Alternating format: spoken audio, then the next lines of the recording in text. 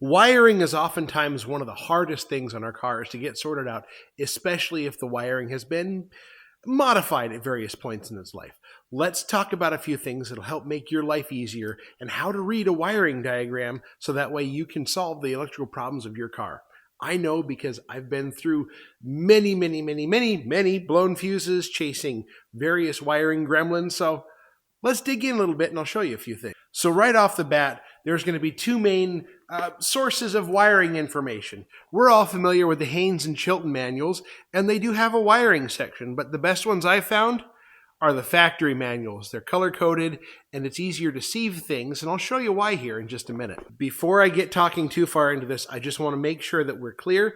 I'm going to be talking mostly about 12-volt systems in American cars, which is a negative ground style system.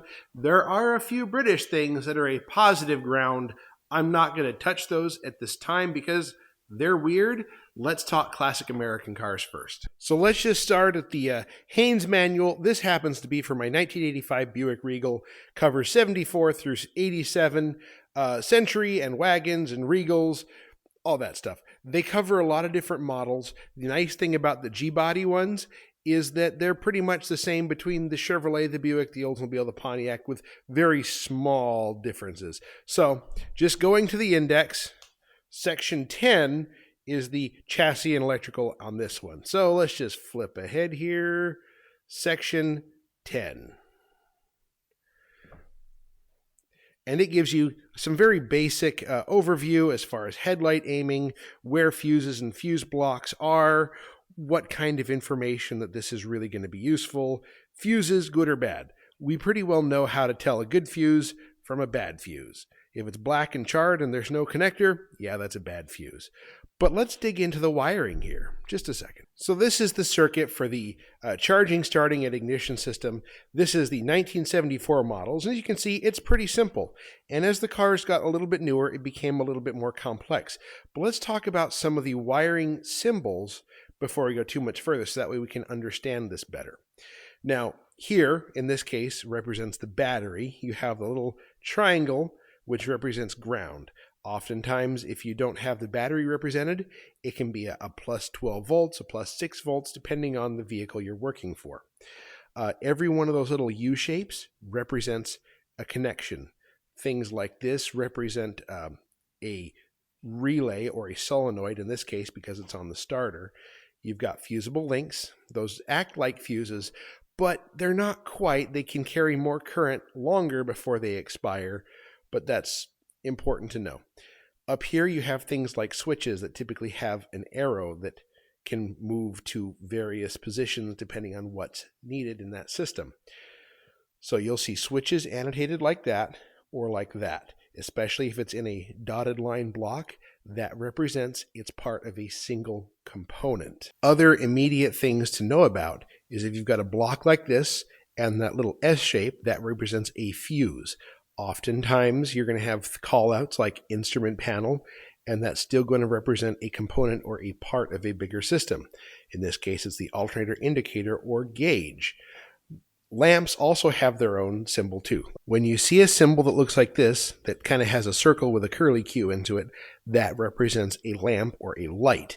And you can see the U-shapes on both sides indicate that that is a connection that can be made, that can be removed. So that was the Haynes manual. This is a factory service manual for 1982 GMs covering the B series and G series, which is the G-body and the Caprice. The G-bodies are the Malibus, Monte Carlos, Regals, those kinds of things. This one is specific to Chevrolet, so it doesn't have any of the other brands' nuances, but they're pretty much all the same.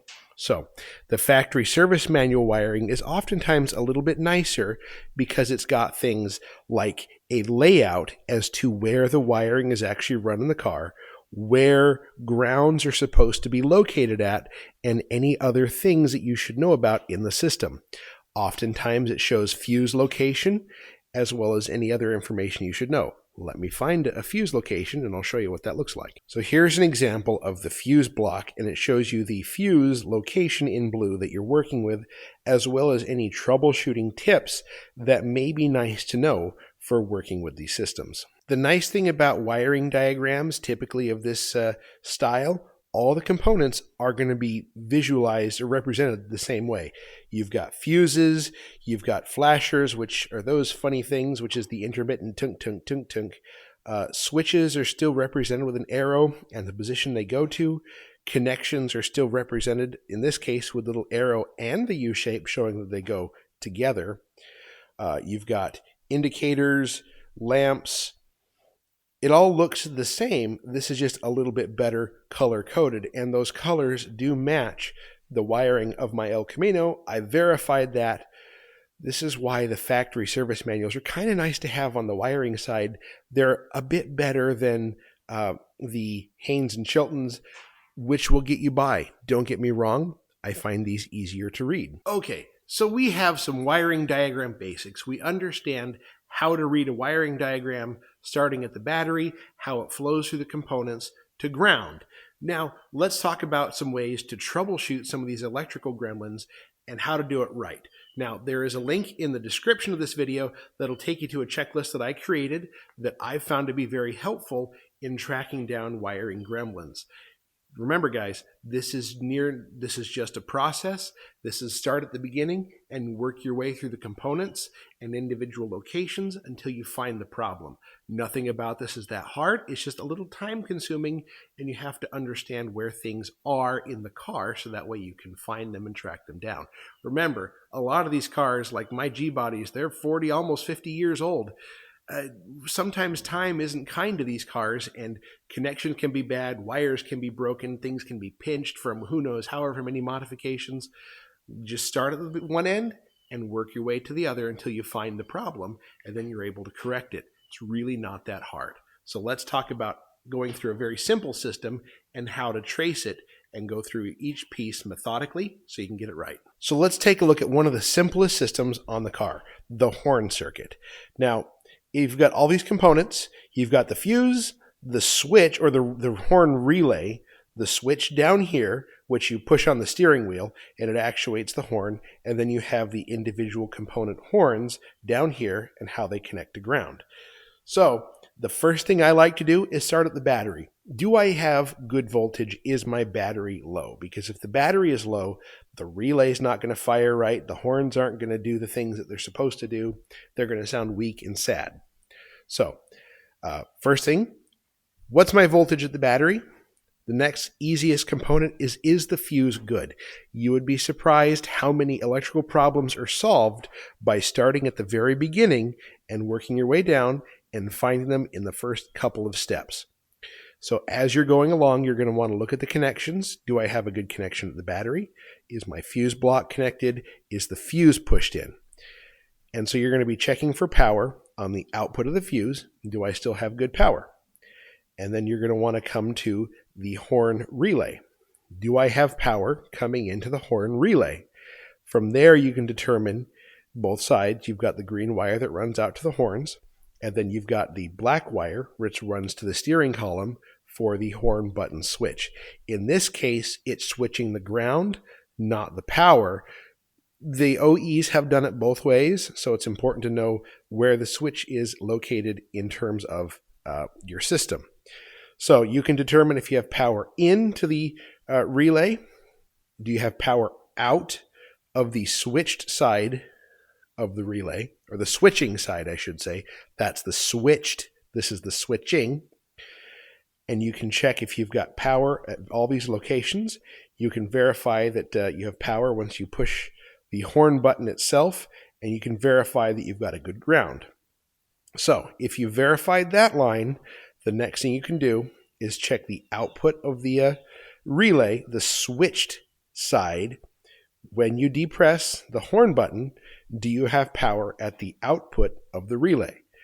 Right there, if you don't have power at the output of the relay, you can easily surmise that perhaps this is the problem. If you verified all the other parts, you've got good power there, odds are that component is going to be your problem. So from here, you can verify the output of the power, check the connections as you go, because you'd be surprised how many times time isn't kind. The connection comes out just a little bit too far and doesn't make good contact. That's a big part for intermittent electrical failures with a connection that's gone bad.